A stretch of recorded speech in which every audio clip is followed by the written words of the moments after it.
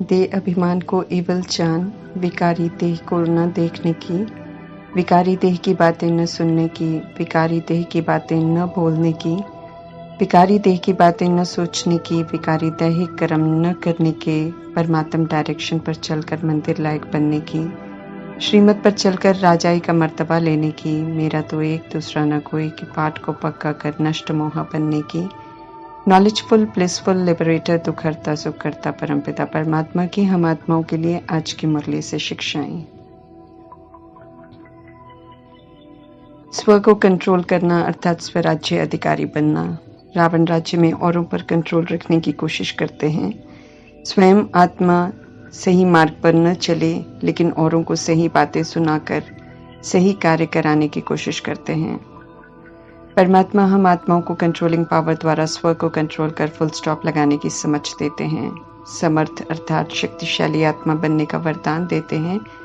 देह का अभिमान औरों को कंट्रोल करने की कोशिश करता है। देह अभिमान खोखला होता है, हार खिलाता है। आत्मा जो राजा है शरीर रूपी राजधानी का, उसे कमजोर बना देता है। बिंदु स्वरूप सर्वशक्ति सर्वगुण स्वरूप परमात्मा पिता और हम सब बिंदु स्वरूप आत्मा अर्थात पवित्र सुख शांति प्रेम शक्ति आनंद ज्ञान स्वरूप आत्मा की स्मृति फुल स्टॉप अर्थात बिंदु लगाने में आत्मा को समर्थ बना देती है, शक्तिशाली बना देती है। स्व के ऊपर कंट्रोल करने की कंट्रोलिंग पावर आ जाती है।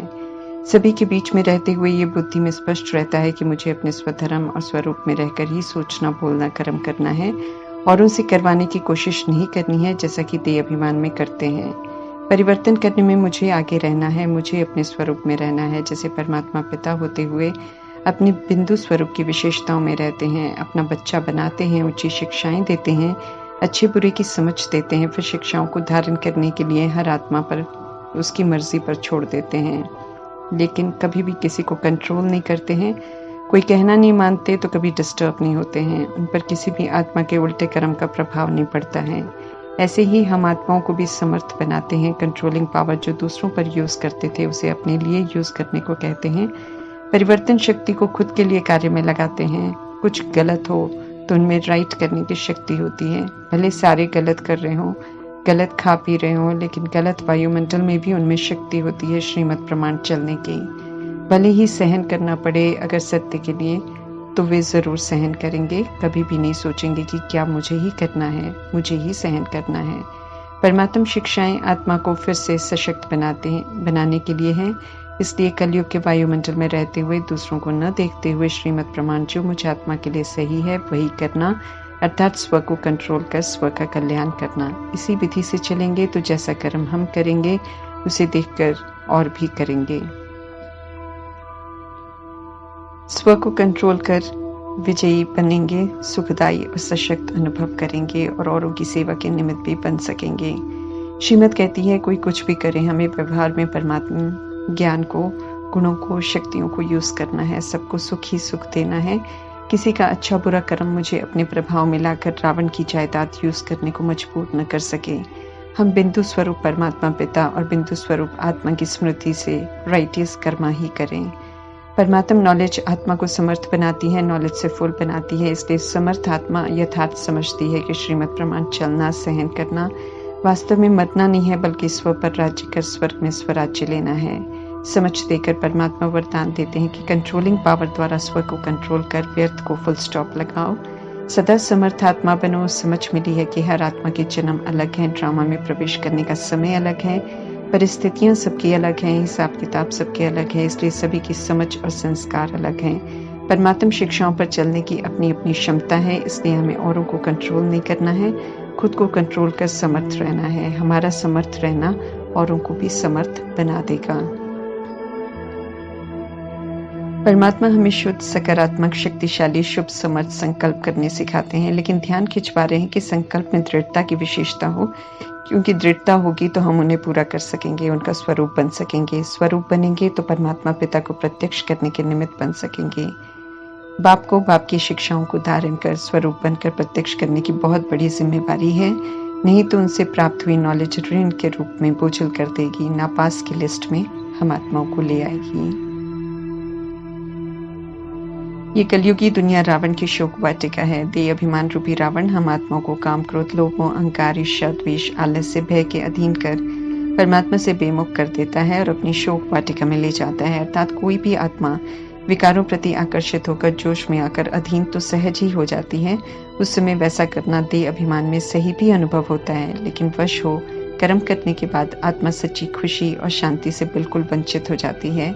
खालीपन अनुभव करती है, पछताती है, दुखी होती है। इसलिए परमात्मा इसे शोक वाटिका कहते हैं। रावण की जायदाद को यूज करना मना, अपने लिए दुख और शोक खरीदना। दुनिया बाहर से दिखाती है कि खुश है, लेकिन परमात्मा स्पष्ट कर रहे हैं कि आत्मा अपने स्वधर्म के विपरीत जाकर कभी भी खुश नहीं रह सकती है। इसलिए सभी इस समय बहुत दुखी हैं। परमात्मा समझ देकर युक्तियां बताते हैं कि कैसे रावण रूपी देह अभिमान और विकारों को भगाना है। अर्थात अब उसके अधीन होकर कोई भी कर्म नहीं करना है, बल्कि अपने स्वधर्म स्वरूप में रहते हुए स्वदर्शन चक्रधारी बन परमात्मा की श्रीमत प्रमाण श्रेष्ठ सुखदायी कर्म करके मिले हुए लक्ष्य को सामने रख लक्ष्य को धारण कर अपनी मंजिल की ओर बढ़ना है। विजयी बन अशोक वाटिका अर्थात सतयुग, जहाँ दुख, शांति, शोक का नाम निशान नहीं होगा, वहां जाने के लिए अपनी जिंदगी से रावण को भगाना है और ईश्वरीय गुणों की धारणा करनी है। अगर हम नहीं भगाएंगे तो फिर दुखों की दुनिया का वर्षा प्राप्त करेंगे। यूं तो परमात्मा सभी को राजाई का वर्षा देते हैं, लेकिन जो आत्माएं अपनी कर्मेंद्रियों को श्रीमत प्रमाण संगम युग में पूरी तरह नहीं चला पाती हैं, वो संगम युग में भी प्रजा हैं, अर्थात अधीन है और अपने लिए प्रजा का वर्षा ही तय करती हैं। परमात्मा तो नहीं चाहते कि उनका कोई भी बच्चा प्रजा बने, फिर भी जो प्रजा का मर्तबा बनाते हैं उनमें भी कोई ऊंच होता है तो कोई नीचे का मर्तबा लेते हैं। उनमें से जो ऊंच मर्तबा लेते हैं उसका आधार होता है जो कुछ भी थोड़ा है बुद्धि से परमात्मा के हवाले कर दो। ईश्वरीय कार्य में थोड़ा सा भी सहयोग करने वालों को भी नई दुनिया में सोने के महल मिलते हैं। यादगार में सुदामा संगमयुगी ब्राह्मण आत्माओं का यादगार है और कृष्ण की जगह वास्तव में निराकार परमात्मा है, जिनको हम सब कुछ समर्पण करते हैं।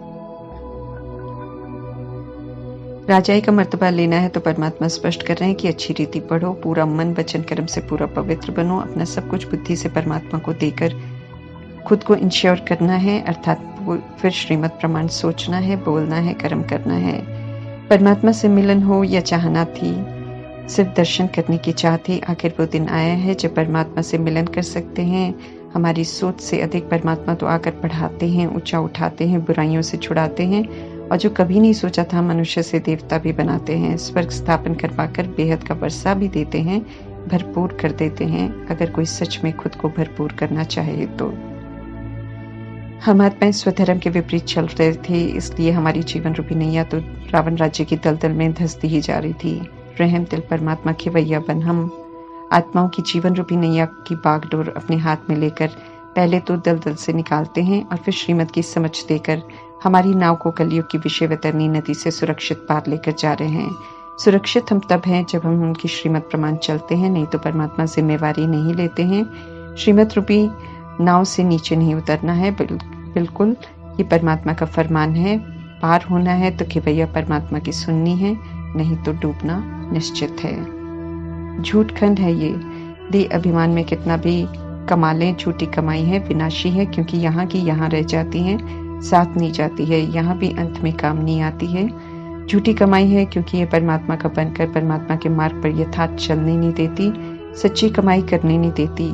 परमात्मा की श्रीमत प्रमाण संगम में चलना अर्थात सचखंड के लिए सच्ची कमाई है, अविनाशी है। आत्मा शरीर छोड़ती है तब भी साथ जाती है और 2500 वर्ष के घनेरे सुख प्राप्त करती है। 100% हेल्थ, वेल्थ, हैप्पीनेस मिलता है। पुराना भारत और नया भारत का अंतर स्पष्ट कर परमात्मा समझाते हैं कि फिर से भारत नया बनेगा, दैवी राज्य होगा, कृष्णपुरी होगी, लंका अर्थात रावण राज्य खत्म हो जाएगा। इसलिए समझ से समय रहते हुए रावण राज्य से ममत्व हटाकर आने वाली सोने की दुनिया में जाने के लिए फिर से नया बनने का पुरुषार्थ करना है। ज्ञान यज्ञ में सारी दुनिया विकारी रावण की इतनी बड़ी दुनिया स्वाहा हो जानी है, अर्थात खत्म हो जानी है। आत्माएं सजा खाकर देह अभिमान का विनाश होता है देखकर पवित्र बनती हैं और फिर शरीरों से मुक्त होकर परमधाम जाती हैं। मेजॉरिटी रावण की मत पर चलने वाली दुनिया संगम युग में परमात्मा के नहीं बनते हैं, इसलिए सजा खाकर मुक्ति धाम का वर्षा प्राप्त करते हैं। निराकार राम का बनकर भी बहुत कम लोग श्रीमत पर चलकर विजयी रतन बनते हैं, इसलिए निराकार राम की दुनिया अर्थात सचखंड में बहुत कम लोग होते हैं और सब नंबरवार ड्रामा में प्रवेश करते हैं। करोड़ों की आबादी में से 108 फर्स्ट डिवीजन में आते हैं और राजाई घराने का वर्षा प्राप्त करते हैं। राम की दुनिया छोटी ही होती है और कोई खंड नहीं होता वहाँ। बुद्धि से हमें समझना है कि पुरानी दुनिया खत्म होनी अर्थात बुराई की समाप्ति होनी है और दैवी दुनिया से सृष्टि की शुरुआत होनी है। सत्य को समझकर, सत्य को स्वीकार कर ब्राह्मण डिनास्टी का बनकर फिर दैवी डिनास्टी का बनना है तो परमात्मा की श्रीमत पर चलना पड़े, अच्छी रीति पढ़ना पड़े और परिवर्तन करना है। पुरानी दुनिया रावण की मत पर विकारों के वश होकर चल रही है, इसलिए शूद्र डिनास्टी की है। जब आत्माएं बिल्कुल नीचे गिर जाती हैं तब परमात्मा को सृष्टि पर आना पड़ता है, लेकिन वे पर काया के शरीर को अधीन करके आते हैं। खुद किसी के अधीन कभी नहीं होते हैं, सदा न्यारे रहते हैं। आत्माएं जब 5 विकारों के वश होती है तब बंदर कहलाती है, क्योंकि बंदर में 5 विकार बहुत ज्यादा होते हैं। इसलिए बुरा न देखो, न बोलो, न सुनो, ये स्लोगन वास्तव में मनुष्य आत्माओं के लिए है। बुराई कहते किसे हैं ये मनुष्य आत्माएं नहीं जानती हैं, इसलिए परमात्मा समझाते हैं कि इस समय शरीर को देखना बुरा है, दैहिक बातें सुनना बुरा है, दैहिक बातें बोलनी बुरी है, दैहिक बातें सोचनी बुरी है, दैहिक वृत्ति से कर्म करना बुरा है, क्योंकि इस समय देह विकारी है, सर्प मिसल है, जिसके लिए परमात्मा कहते हैं कि देखेंगे तो प्रभाव में लाकर उल्टा कर्म कराएंगे। लक्ष्मी नारायण के घराने में जाना है तो परमात्मा का फरमान है कि विकारों का बंदरपना बिल्कुल छोड़ दो। समझ मिल रही है तो रावण की जंजीरों से खुद को छुड़ाना है और फिर औरों को भी छुड़ाना है और अशोक वाटिका में जाना है। जो परमात्मा को पहचान लेते हैं उनका बन जाते हैं, वो आत्माएं सीता कहलाती हैं, और जो नहीं पहचान पाते हैं वे भगत आत्माएं हैं। सभी आत्माओं के पिता निराकार परमपिता परमात्मा राम हैं, जो सभी की सद्गति करते हैं, स्वर्ग में ले जाते हैं, जिनकी याद राम नाम सत्य कहकर अंत में लोग करवाते हैं, लेकिन सिर्फ बोलते हैं, जानते कुछ भी नहीं है। अब युक्ति युक्त प्रश्नों से सभी को परमात्मा के बारे प्रश्न पूछकर उनका ध्यान खिंचवाना है, जैसे परमात्मा पिता से आपका क्या संबंध है, या फिर जब हम स्वर्ग के रचता परमात्मा के बच्चे हैं तो फिर हम सब स्वर्ग में क्यों नहीं हैं, नर्क में क्यों पड़े हैं। उनसे पूछ सकते हैं कि लक्ष्मी नारायण का राज्य क्यों नहीं है। फिर युक्ति से हम बता सकते हैं कि कलयुग रावण राज्य कैसे है और भारत राम राज्य कैसे था। लक्ष्मी नारायण डबल सिर ताज क्यों थे। जो आत्माएं परमात्मा के सच्चे बच्चे बनते हैं, स्व परिवर्तन कर विश्व के परिवर्तन की जिम्मेवारी को अभी संगम युग में प्रैक्टिकल में निभाते हैं, उन्हें रतन जड़ित ताज मिलता है। और जो मन वचन कर्म से संपूर्ण पवित्र रहने का व्रत पूरा निभाकर संपूर्ण पवित्र बनते हैं, उन्हें पवित्रता का ताज मिलता है। यहाँ सूक्ष्म ताज की जिम्मेवारी सूक्ष्म पुरुषार्थ करके करते हैं, भविष्य में स्थूल ताज मिलता है। जब देवकुल की आत्मा 83 जन्म लेकर पतित बनते हैं तो परमात्मा पुनः राजयोग सिखाकर गवाए हुए स्वराज्य को फिर से लेना सिखाते हैं। अभी स्व पर राज्य करने से आधा कल्प सुख का राज्य करते हैं, फिर आधा कल्प पराये रावण राज्य में आकर दुख के राज्य में पाठ बजाते हैं।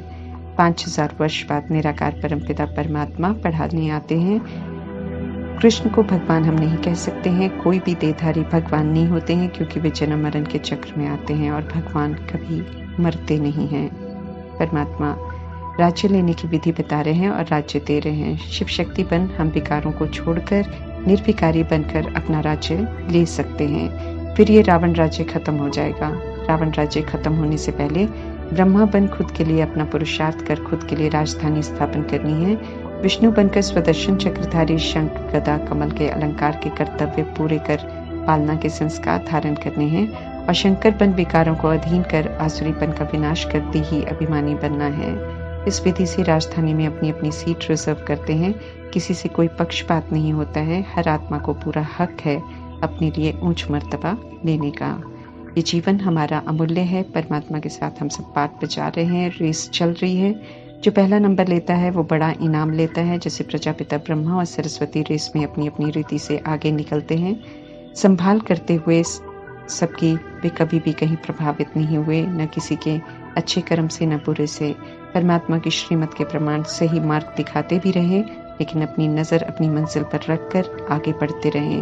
खुद को परिवर्तन करते हुए मायाजीत, विकर्माजीत, कर्मातीत, सर्वगुण संपन्न, 16 कला संपूर्ण, संपूर्ण निर्विकारी, मर्यादा पुरुषोत्तम, अहिंसा परमो धर्म की क्वालिफिकेशन को पूरा किया। ऐसे ही हम सब भी रेस पर हैं। परमात्मा के संग आगे बढ़ना है, संपूर्ण परफेक्ट प्रजापिता ब्रह्मा बने तो उन्हें ही देखना है प्रैक्टिकल पुरुषार्थ में और किसी को नहीं, और समय से पहले मंजिल तक पहुंचना है। जितना ज़्यादा अटेंशन पर आप पुरुषार्थ करेंगे उतना ऊंच मर्तबा मिलेगा। साइड में जो सीन नज़र आएंगे उन्हें बिल्कुल नहीं देखना है। अच्छी रीति हमें पढ़ना है, धारणा करनी है, पवित्र बनना है और ऊंच मर्तबा लेना है। नहीं करेंगे तो परमात्मा स्पष्ट कर रहे हैं कि राजाई नहीं मिलेगी। खुद को पूरा इंश्योर कर अगर श्रीमत प्रमाण चलेंगे तो सदा सुरक्षित रहेंगे। अभी डायरेक्ट इंश्योरेंस है, इसलिए प्राप्ति भी 21 जन्मों की मिलती है। दाता परमात्मा तो सब कुछ देने के लिए आए हैं, लेकिन कितना हमें लेना है वो हर आत्मा के अपने पुरुषार्थ प्रमाण है। इसलिए परमात्मा कहते हैं आपके ऊपर है, आप चाहो तो सूर्यवंशी की राजाई लो या चंद्रवंशी की राजाई लो, या फिर अपनी मनमत पर चलकर साहूकार प्रजा बनो चाहे गरीब प्रजा बनो। श्रीमत तो सभी को श्रेष्ठ बनने की मिल रही है, जिससे श्रेष्ठ राजा रानी बन सकते हैं। गुप्त इंश्योर मैग्नेट परमात्मा कहते हैं कि आपको जो लेना है सो लो और साक्षी होकर देखते हैं। फोर्स नहीं करते हैं, किसी को कंट्रोल नहीं करते हैं। इसी तरह हमें भी किसी को फोर्स नहीं करना है, किसी को कंट्रोल नहीं करना है। दुखों का अनुभव नहीं करना है तो परमात्मा समझाते हैं कि किसी भी चीज़ से कोई ममत्व नहीं रखो, किसी भी चीज़ को मेरा नहीं समझो, बुद्धि से सरेंडर कर ट्रस्टी बन जाओ, नहीं तो राजाई नहीं मिलेगी। क्योंकि अगर किसी चीज़ में अटैचमेंट रहा तो एक्यूरेट पुरुषार्थ और धारणा नहीं कर सकेंगे, श्रीमत पर नहीं चल सकेंगे तो नापास हो जाएंगे। श्रीमत प्रमाण घर गृहस्थ में रहकर चलेंगे तो ममत्व नहीं रहेगा। परमात्मा को समझाते समझाते 85 वर्ष हो गए, अब तो थोड़ा समय रह गया है पुरुषार्थ का, जिस पर ध्यान खिंचवा रहे हैं परमात्मा। प्रजापिता ब्रह्मा की आत्मा पूरे 5000 वर्ष पाठ बजाते हैं, अभी भी अव्यक्त फरिश्ता बन दिन रात सेवा पर हैं, सृष्टि पर भी पूरा पाठ बजाते हैं। इसलिए परमात्मा उन्हें कभी कभी लॉन्ग बूट कहकर भी संबोधित करते हैं। सृष्टि के आदि मध्य अंत का सत्य बताने वाले निराकार परमपिता परमात्मा हम आत्मा को कहते हैं कि जितना हम आत्माएं आत्मिक भान में रहते हुए निराकार परमात्मा को याद करते रहेंगे, उतना हमारे 63 जन्मों के पाप कटते जाएंगे और नए पाप कर्म नहीं होंगे और फिर से हम बेदाग, फिर से पावन बन जाएंगे। ओम शांति।